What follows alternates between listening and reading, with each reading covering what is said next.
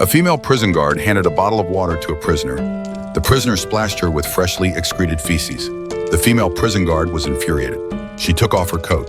Her teammate urgently called the Special Forces. The prisoner kept insulting the female prison guard. The Special Forces sprayed pepper spray at the prisoner. The prisoner let out screams of pain. The Special Forces opened the cell door.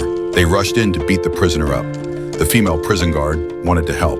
She got kicked in the mouth. The prison guards decided to torture the prisoners mentally. They forcibly transferred the prisoner to another cell. They brought him back after 10 minutes. They tormented the prisoner over and over again. The prisoners chose to go on a hunger strike. The female prison guard could only persuade them gently. The prisoners still refused to eat. The U.S. military officer decided to force feed them. They handcuffed the prisoner. They tied him to a chair.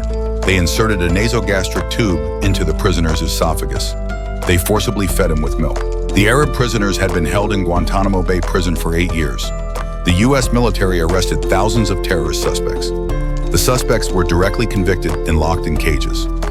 Amy was responsible for patrolling. Amy distributed books to the prisoners.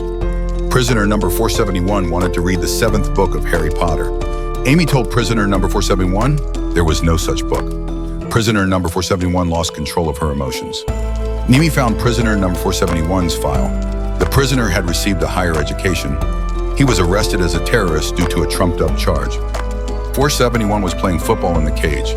Amy told him that well-behaved prisoners could play football on a real field.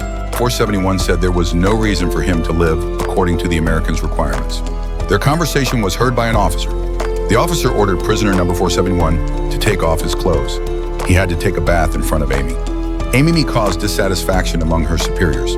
They decided to transfer Amy from her post. 471 decided to cut himself with a blade. Amy stopped him in time. Amy told him her real name. She told him she was from Moorhaven, Florida.